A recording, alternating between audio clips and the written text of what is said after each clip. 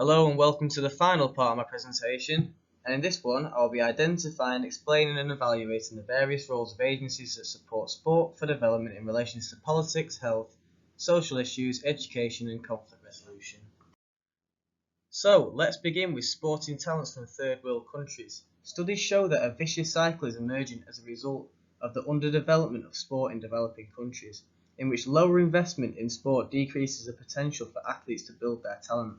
This also means that there are fewer prospects for athletes to continue their sport training or pursue professional sport careers in a developing country.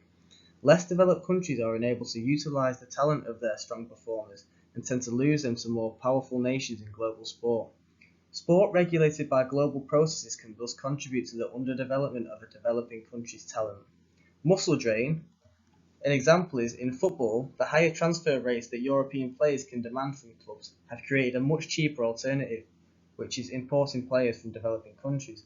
It's possible that the player's situation doesn't improve upon arrival in a European country. In the worst case, those players under 18 unsuccessful in being recruited onto a European team often find themselves without a work contract or even a return ticket to their home country. Football associations don't receive payment for the international transfer of non-affiliated players. The transfer fees for foreign players are so low they barely cover the education and training costs of the transfer player in their country of origin. So, what is sport's impact on HIV? An academic paper using sport to promote HIV and AIDS education for at-risk youth and intervention using peer coaches in football states. The study to report on the first experimental HIV and AIDS prevention program using peers in a sport context that targeted children in a developing country in sub-Saharan Africa at risk of infection. Investigated the efficacy of the Imama Kicking AIDS Out program since 2001 in Dar es Salaam in Tanzania. Study focused on knowledge about HIV and AIDS attitudes and implementation of safe sex knowledge and behaviours. Findings of the study show the use of peer coaches within soccer coaching environment of the Imama program was effective in transmitting knowledge about HIV and AIDS and safe sex practices. Imama Interventions soccer program was reliably more effective than the traditional HIV and AIDS education through normal school system for all knowledge, attitudinal, behavioural variables investigated in the study. Findings suggest that Imama-type interventions using peers in sport may serve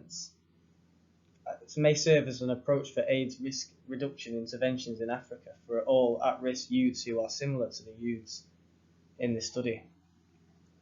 Participation in Imama-type interventions programs may have psychological benefits important for at-risk children living in areas highly affected by AIDS.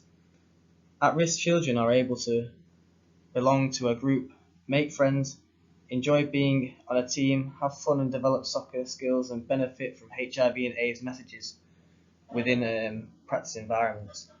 In February 2001, over 700 youths marched through the streets of Lusaka to celebrate the Kicking AIDS Out concept. The initiative was then adopted by NORAD in cooperation with Norwegian Olympic and Paralympic Committee and Confederations of Sport. EduSport Foundation were invited to NIF to participate in Norway Cup in August 2001. This demonstrated the movement games, and during the Cup provided opportunities for organisations to see how Kicking AIDS Out activities were executed. So here are some examples of sport being a cohesive part of society and bringing people together. Matthew Webb swims the English Channel in 1875 to become the first person to do so. This made him an international celebrity and the whole world wanted a piece of the captain, as he was celebrated with parades, speaking engagements and other stunt competitions around the globe. Luz Long and Jesse Owens defined Nazi sentiments. In 1936, Olympics took place against the backdrop of an impending World War and Hitler's Nazi Party. At the same time, America's best athlete was African-American track star Jesse Owens in one of the most selfless acts of the Games. German long jumper Luz Longs helped Owens qualify for the finals by giving him tips to avoid a foot fault. Owens went on to win the gold and made sure that he credited Luz Long for the help. Ping pong diplomacy changes the US-China relations. During the height of the Cold War in the 70s, A small encounter between two ping pong players helped bridge a massive divide. In 1971, American ping pong player Glenn Cowan was late for his team's bus, so he hopped on the Chinese bus instead and struck up a conversation with the Chinese team's best player, Zhuang Zedong. The two became friendly, exchanged gifts, and it led to Chairman Mao Zedong inviting the American team to play in China. President Richard Nixon also welcomed the Chinese team to a reception. The goodwill ultimately led to official diplomatic relations between the two countries. I'd like to now talk about an academic paper. This paper is a systematic review of sport for development interventions across 6 global cities. These cities are Cape Town, Hong Kong, London, Mumbai, Nairobi and New Orleans. And overall, 50 sport for development documents were independently assessed and critically appraised, with 10 quantitative studies, 20 qualitative studies and 20 mixed method studies. Snell in 2015 examined a surf therapy program in Cape Town, South Africa designed to engage children and adolescents at risk of social exclusion. This randomised control trial was conducted using valid and reliable tools and showed that the intervention did not significantly improve the psychological well-being of the participants, nor did it decrease their self-reported antisocial behaviour. Fuller et al. Utilised a random control trial designed to assess an interactive football-based health education program for grades 6 to 7 children in Kailechi Township, Cape Town, South Africa.